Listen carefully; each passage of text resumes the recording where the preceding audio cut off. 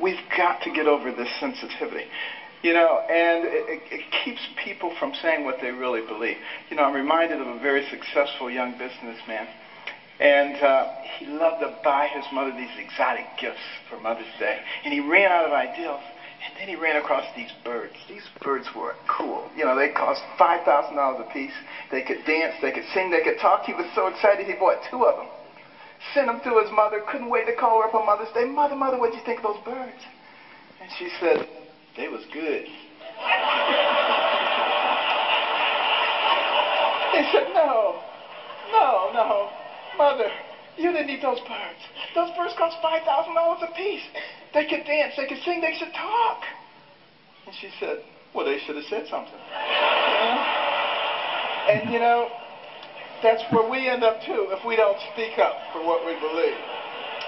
And, you know, what we need to do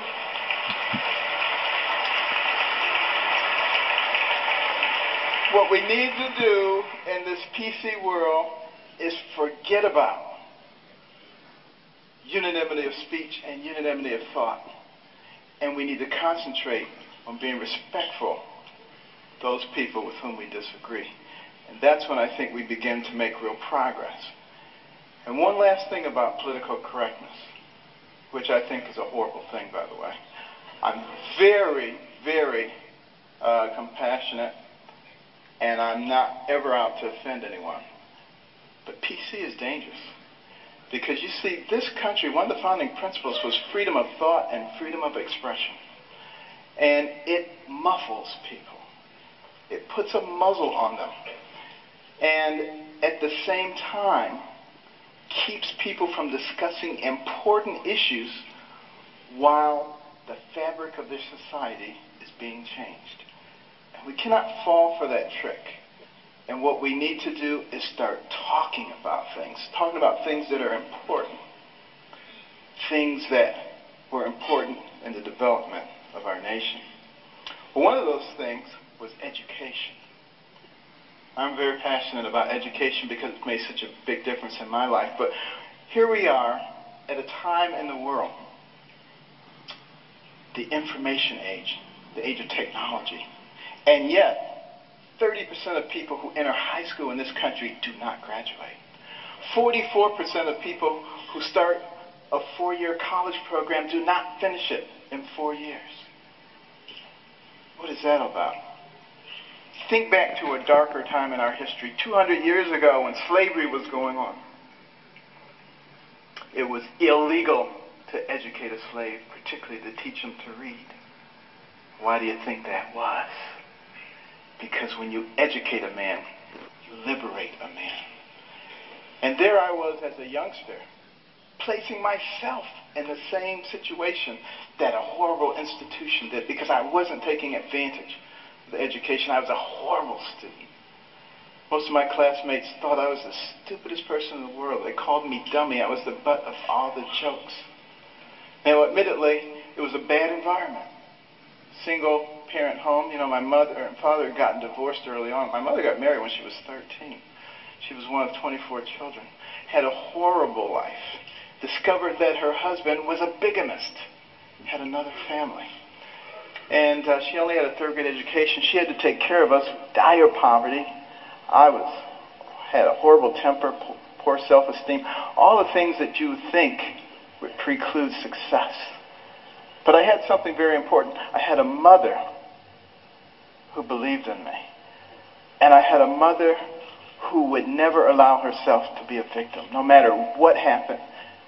Never made excuses, and she never accepted an excuse from us. And if we ever came up with an excuse, she always said, do you have a brain? And if the answer was yes, then she said, then you could have thought your way out of it. It doesn't matter what John or Susan or Mary or anybody else did or said. And it was the most important thing she did for my brother and myself. Because if you don't accept excuses, pretty soon people stop giving them and they start looking for solutions.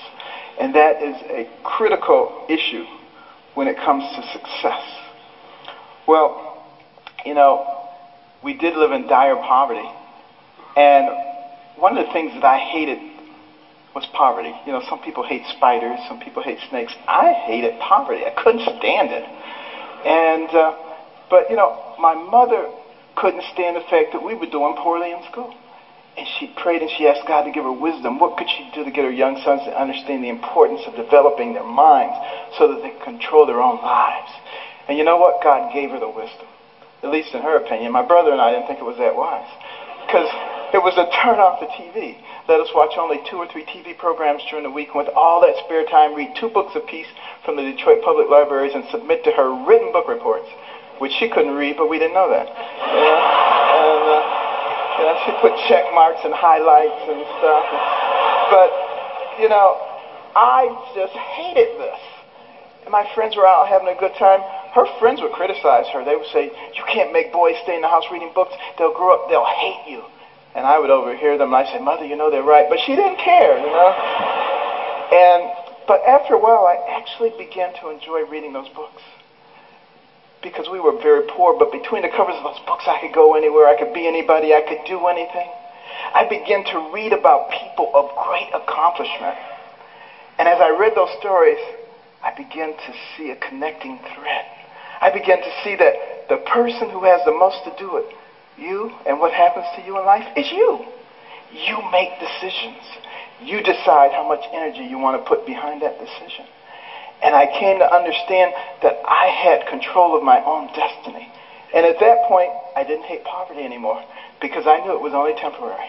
I knew I could change that. It was incredibly liberating for me. It made all the difference. And continue on that theme of education.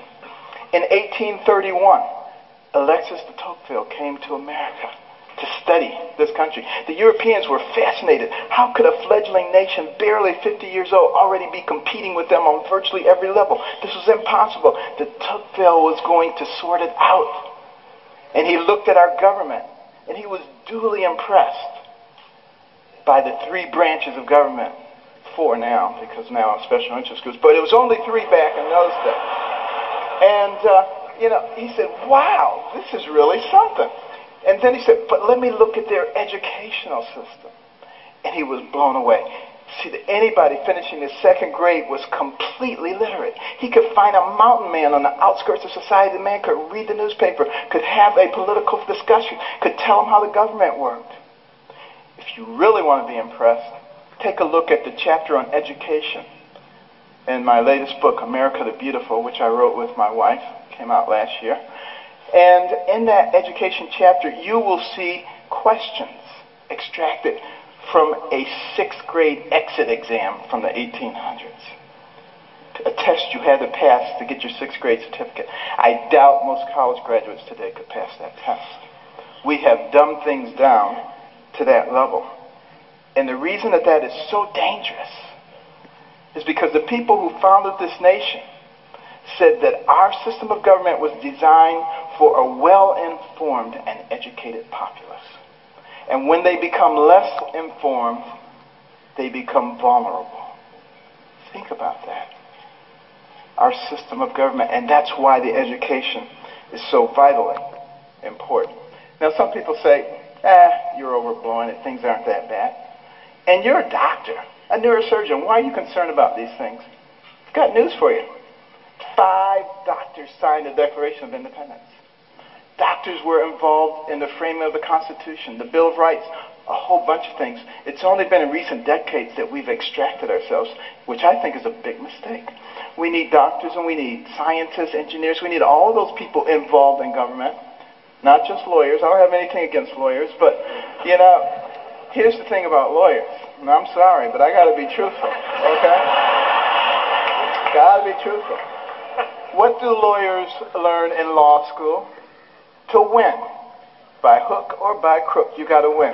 So you got all these Democrat lawyers and you got all these Republican lawyers, and their side wants to win.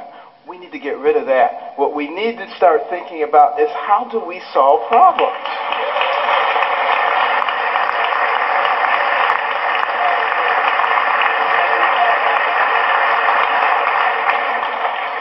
And now, before I get shot, let me finish here. Now, you know, one of the reasons, and I don't like to bring up problems without coming up with solutions. You know, my wife and I started the Carson Scholars Fund 16 years ago after we heard about a survey, international survey, looking at the ability of 8th graders in 22 countries to solve math and science problems. And we came out number 21 out of 22, barely beat out number 22. Very concerning.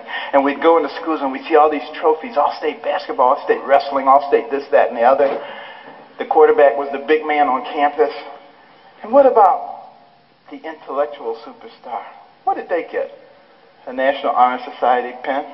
A pat on the head, there, little nerd? You know, nobody cared about them. And is it any wonder that sometimes the smart kids try to hide? They don't want anybody to know that they're smart. This is not helping us as a nation. So we started giving out scholarships to students from all backgrounds for superior academic performance and demonstration of humanitarian qualities. Unless you cared about other people, it didn't matter how smart you were. We got plenty of people like that. We don't need those. We need smart people who care about other people. We would give them money. The money would go into a trust. They would get interest on it. When they went to college, they get the money. But also the school gets a trophy. Every bit as impressive as any sports trophies. Goes right out there with the others. They get a medal. They get to go to a banquet. And we try to put them on the same kind of pedestal as we do the all-state athletes. Now, I have nothing against athletics or entertainment. Please believe me. You know, I'm from Baltimore. The Ravens won. This is great, okay? But what will maintain our position in the world? The ability to shoot a 25-foot jump shot or the ability to solve a quadratic equation? And we need to put the things into proper perspective. And, you know, many teachers, you know,